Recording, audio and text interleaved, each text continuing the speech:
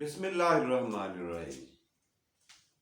ناظرین، آج 16 فروری بدھ کا دن اور سال 2022، آپ کا اپنا میزبان جاوید اقبال شام کے پروگرام کے ساتھ آپ کی خدمت میں حاضر ہے، حسب معمول، حسب وعدہ، حسب توقع، اللہ کے فضل سے۔ السلام علیکم ورحمۃ اللہ وبرکاتہ۔ ناظرین، آج میں آپ کو مختصر سی کہانی سناؤں گا۔ ایک بہت بڑا نامور حکمران گزرا ہے تاریخ کی کتابوں میں، اس کا نام کئی حوالوں سے سنہری حروف میں لکھا ہوا نظر آتا ہے۔ اس شخص کا نام تھا سلطان محمود غزنوی۔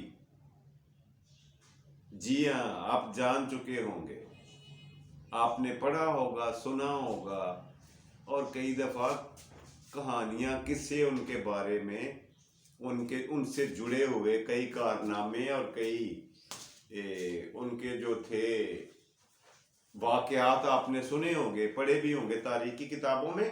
اس کے نام کے ساتھ جڑا ہوا ایک خاص نام تھا، اس کا ایک خاص غلام جس کا نام ایاز تھا۔ جہاں جہاں سلطان محمود غزنوی کا ذکر آتا ہے، وہاں پہ ایاز کا نام بھی، اچھا، اس کا ایک خاص غلام تھا، اس کی حیثیت، ویلیو، وقت اور کچھ نہیں تھی اس کے سوا کہ وہ سلطان کا خاص غلام تھا ایاز۔ اور ان کی یہ ایک ہی جگہ پہ کئی دفعہ ان کا ذکر آنا، علامہ اقبال نے شکوہ میں بھی ان کا ذکر کیا ہے، دونوں ناموں کو ایک ساتھ جوڑا ہے۔ وہ کہتے ہیں، علامہ اقبال نے شکوہ میں کہا ہے اپنی نظم میں، آ گیا عین لڑائی میں اگر وقت نماز۔ یہ نماز کا لفظ یاد رکھیے گا، سلطان محمود غزنوی، ایاز اور نماز۔ آ گیا عین لڑائی میں اگر وقت نماز، قبلہ رو ہو کے زمیں بوس ہوئی قوم حجاز۔ ایک ہی صف میں کھڑے ہو گئے محمود و ایاز، نہ کوئی بندہ رہا نہ کوئی بندہ نواز۔ جی، یہاں پہ میں نے حوالہ دینے کا مقصد یہ تھا، ایک تو یہ کہ محمود اور ایاز کا آپس میں چولی دامن کا ساتھ رہا ہے تاریخ میں، اس میں کوئی دو رائے نہیں ہے۔ ایک بادشاہ اور دوسرا غلام، اور دونوں کا تذکرہ ایک ساتھ آتا رہا ہے۔ اب انہی کے بارے میں ایک چھوٹی سی آپ کو کہانی سنا دیتا ہوں۔ اس کے جو وزیر سفیر تھے نا سلطان کے، جو معمر بھی تھے اور تجربہ کار بھی تھے، بزرگ بھی تھے، جہاں دیدہ بھی تھے، وہ اس بات سے بڑے نالاں تھے۔ برملا اظہار تو نہیں کرتے تھے، شکوہ نہیں کرتے تھے سلطان سے، مگر آپس میں گفتگو یہ کیا کرتے کہ یار، ہم نے ساری عمر خدمت کی ہے سلطان کی، ساری عمر سیوا کی ہے، تجربہ حاصل کیا ہے، کئی مہمات کو فتح کرنے کے لیے، کامیابی کے لیے ہمارا کردار کلیدی رہا ہے، مگر یہ ایاز کل کا لڑکا، اس میں کیا ایسی خوبی، کیا بات ہے، کیا راز ہے کہ سلطان کو اس سے زیادہ کسی اور سے پیار نہیں ہے، رغبت نہیں ہے، یہ اپنی ساری مہربانیاں اور شفقت اس معمولی غلام کے لیے ہی کیوں سنبھال کے رکھتا ہے؟ ہم یہ کیوں نہیں حاصل کر سکتے جو مقام اس نے ایاز کو دے رکھا ہے؟ بادشاہ سلامت جو تھے، یعنی سلطان محمود غزنوی کے کانوں تک یہ بات پہنچ گئی۔ آپ کو پتا ہے کہ چغل خور بھی بیچ میں ہی بیٹھے ہوئے ہوتے ہیں۔ سلطان کے کانوں تک یہ بات پہنچ گئی، سلطان نے یہ تہیہ کر لیا کہ اس سوال کا جواب میں اپنے وزیروں کو کسی خاص موقع پہ اور کسی خاص واقعے کی مناسبت سے دوں گا. اور اس نے ایسا ہی کیا. کچھ ہی دن گزرے تھے کہ وہ موقع آ گیا. ہوا یہ کہ شاہی قافلہ جس میں سلطان بھی شامل تھا، ایاز بھی تھا، ایک سے دوسری جگہ پہ شفٹ ہو رہا تھا، جا رہا تھا، ٹریول کر رہا تھا اونٹوں اور گھوڑوں کے ذریعے. گرمی کا موسم تھا. چلتے چلتے ہوا یہ قدرتی طور پر کہ ایک اونٹ کا پیر پھسلا. قافلے میں سے ایک اونٹ کا پیر پھسلا، وہ گرا، اور اس کے اوپر کافی قیمتی سامان تھا مختلف نوعیتوں کا، اور وہ زمین پر دائیں بائیں بکھر گیا. بادشاہ سلامت کے ذہن میں ترکیب آئی، سلطان کے ذہن میں ایک بات آئی، ایک پلاننگ آئی، ایک منصوبہ آیا. انہوں نے کہا یہی وہ موقع ہے کہ اب ان کو ان کے سوال کا جواب دیا جائے. سلطان نے فوری طور پر موقع پہ ہی اعلان کر دیا کہ یہ جو اونٹ سے قیمتی سامان گرا ہے نا، میرے قافلے میں سے جو بندہ، جو چیز جس کے ہاتھ لگ جائے، یہ اسی کی ہو جائے گی. وہ اسے اپنے ساتھ اپنے گھر لے جائے. یہی ہوا جی. موجیں لگ گئیں سارے قافلے کی. سارے وزیر، سارے سفیر، سارے عہدیدار ٹوٹ پڑے، پل پڑے اس گرے ہوئے سامان پر، اور ایک دوسرے کے ساتھ چھینا جھپٹی میں مصروف ہو گئے. ایک سے چھینا، دوسرے نے، دوسرے سے چھینا، تیسرے نے. مگر ان میں ایک بندہ ایسا تھا جو بادشاہ سلامت کو پنکھے کے ساتھ ہوا دیتا رہا گرمی کی وجہ سے. اب جب یہ واقعہ ساروں نے دیکھ لیا اور اپنے ساتھ بیت بھی گیا، قافلہ کچھ ہی دنوں کے بعد واپس دربار میں آیا، تو سلطان نے سارے وزیروں سفیروں کو جمع کیا اور ان سے یہ کہا کہ آؤ، آج وہ دن ہے جب میں تمہارے اہم سوال کا جواب دوں گا. وہ تم لوگوں کو رستے والا واقعہ یاد ہے جب اونٹ سے قیمتی سامان گرا اور سارے تم لوٹ مار اور چھینا جھپٹی میں لگ گئے؟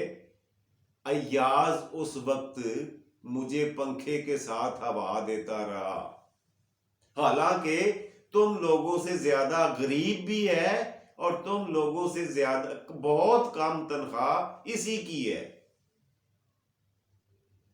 اس نے ایاز سے پوچھا. پھر سلطان نے کہا ایاز یہ بتاؤ، تمہیں ان چیزوں کی ضرورت نہیں تھی، یہ بڑی قیمتی چیزیں تھیں، اور میں نے حکم بھی دے دیا تھا، اجازت عام دے دی تھی کہ جاؤ جس کے ہاتھ جو لگ جائے اسی کا ہوا.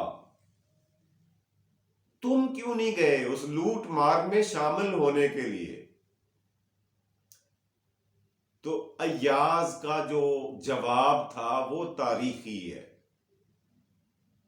اس نے کہا بادشاہ سلامت، مال و اسباب کی لوٹ مار سے کہیں زیادہ ضروری تھا کہ میں اپنی فرض منصبی جو ہے، جو میری ڈیوٹی ہے، اس کی ادائیگی پہ قائم رہوں، اس سے روگردانی نہ کروں. جو میرا فرض ہے وہ پہلے ادا کرتا رہوں.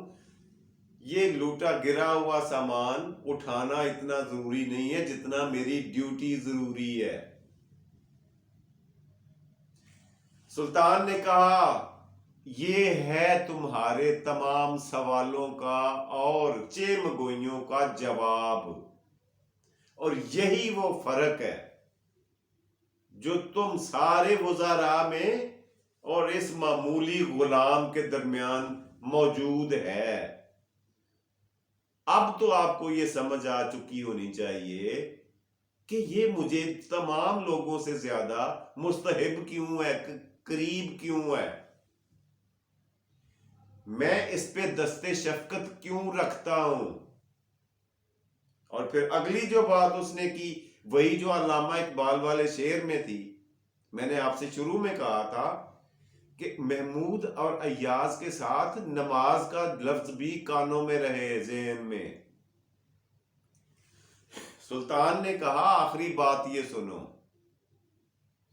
کہ یہی تعلق، یہی سوچ اگر ہم انسانوں کی اپنے اللہ کے لیے ہو جائے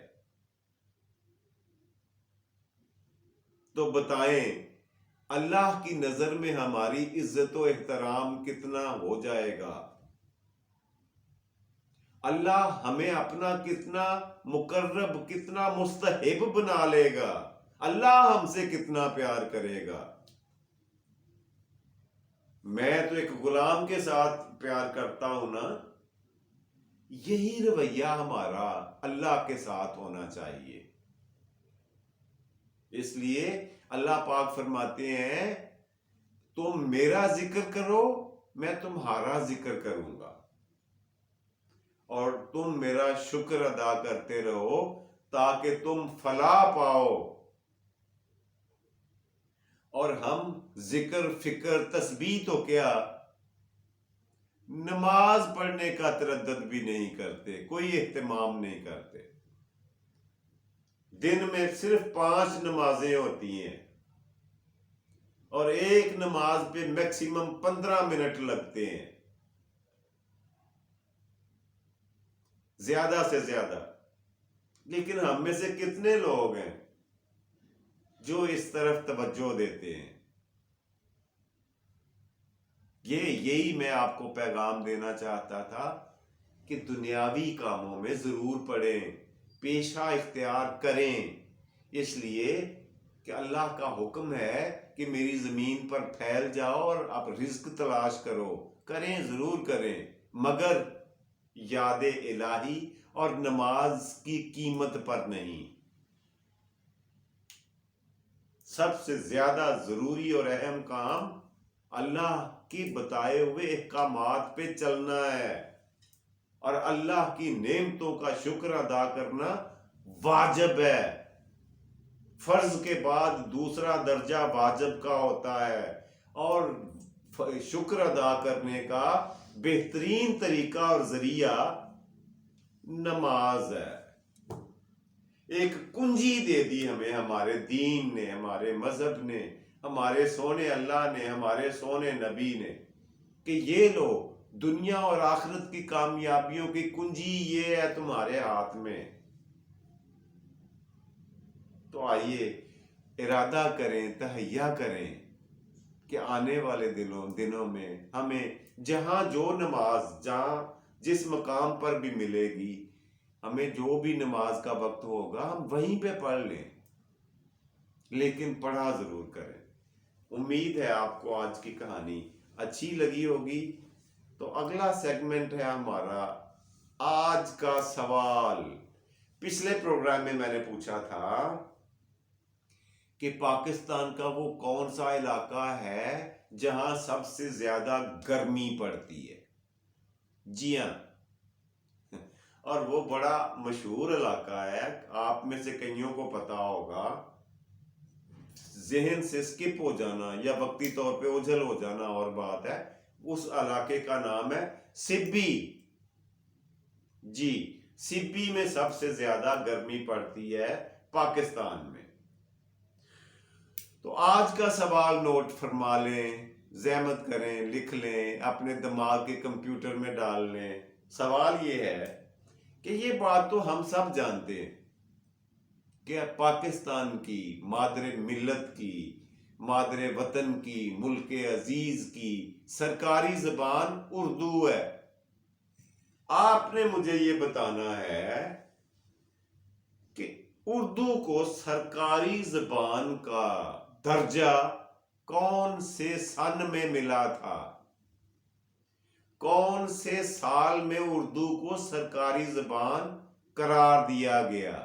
جی، پروگرام کا تیسرا اور آخری مزیدار سیگمنٹ، آج کا شعر۔